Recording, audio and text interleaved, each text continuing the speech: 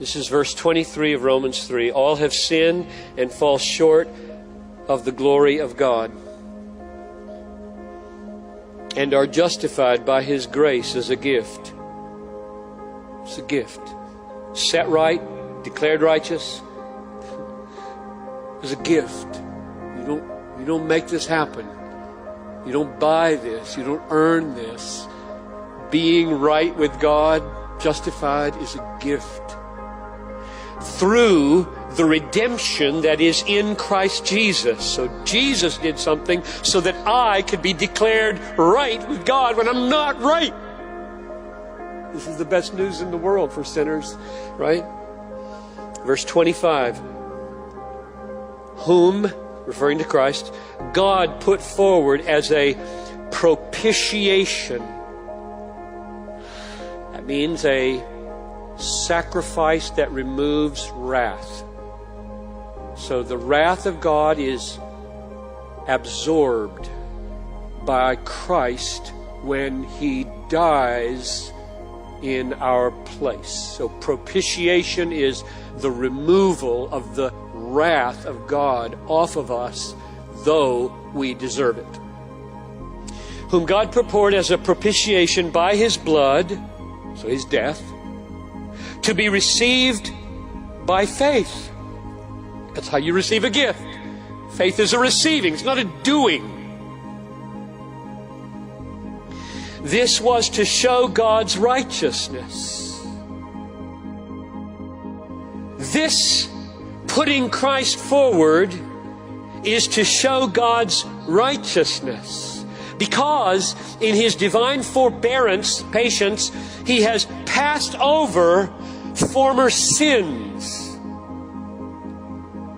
It was to show His righteousness at the present time, so that He might be just and the justifier of the one who has faith in Jesus. I don't think there's a more important paragraph in the Bible than that right there. God put Christ forward as a propitiation by His blood. Romans 8:3. What the law could not do, weak as it was through the flesh, God did. Sending His own Son in the likeness of sinful flesh, and for sin, He condemned sin in the flesh. Whose sin? Tell me. Mine. Whose flesh? Christ's. You got it. That's an amazing statement. Condemnation happened at the cross. Whose? Mine. In whose flesh? Not mine. This is propitiation. Propitiation is the drawing away of condemnation from me. How can this be? How can it go there? It belongs here. Or Galatians 3:13. Christ redeemed us from the curse of the law, having become a curse for us. Whose curse? God's curse. He's the one that backs up the law. The law is His word. If there's a curse in the law on me, it's coming from God. And Jesus becomes my curse. So all that to say yes to propitiation.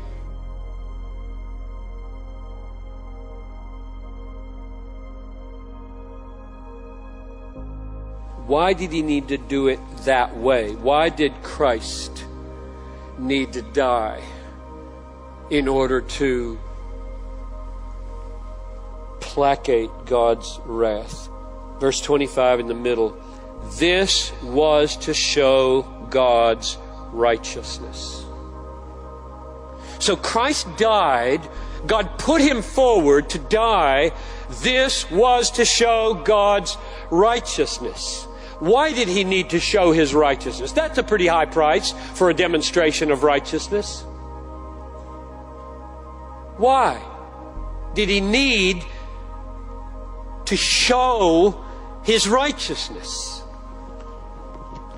End of verse 25. Because in His divine forbearance He passed over former sins. Well, why does passing over sin make it necessary to demonstrate righteousness. Now we're ready to see verse 23 in the nature of sin. All have sinned and fall short of the glory of God.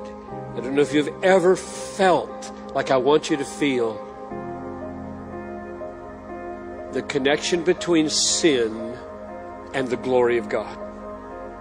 All have sinned and fall short. What is fall short? Is an old-fashioned translation. The literal meaning is they lack. They're without. In what way without? In chapter 1 of Romans, verse 23, it says, we have exchanged the glory of God for the glory of created things. So we had it. It was our treasure when Adam and Eve were created. It was our treasure. We loved God. We cherished God. We esteemed God. We respected God. We were in awe of God and worshiped God and praised God and glorified God. And then we traded God. And you've all done it. You do it every day.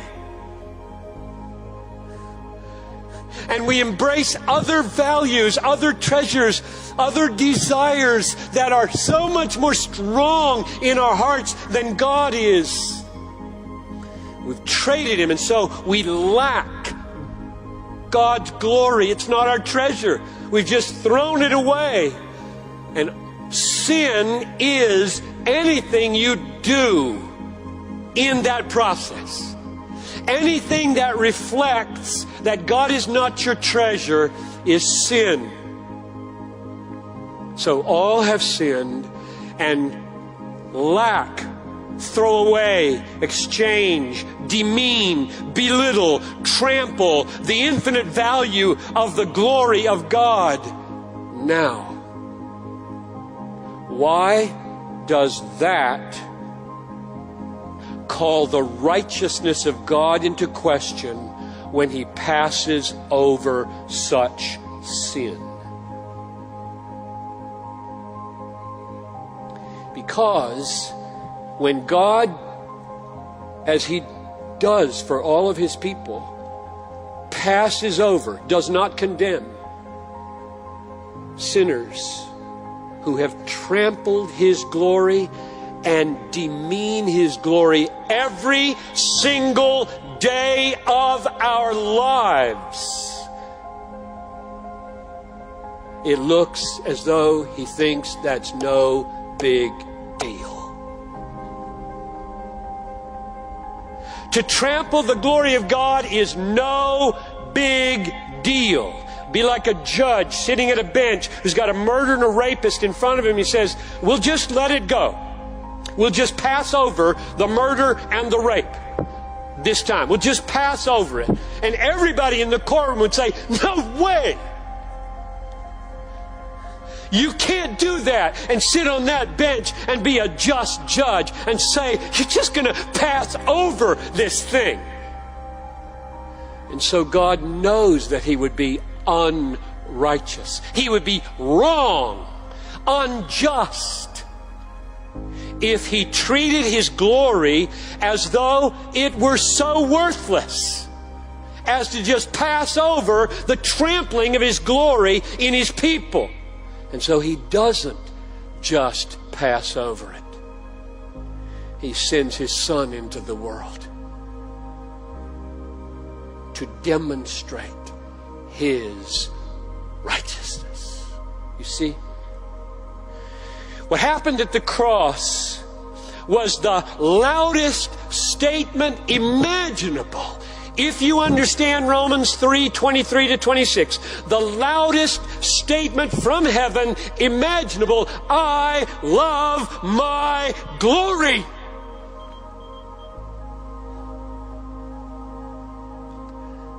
And in that very moment of upholding His glory, God made it possible to save sinners. Just and the justifier of him who has faith in Jesus. So, from beginning to ending, Ephesians 1:6, to the praise of the glory of His grace. John 17:24, I want them to see me.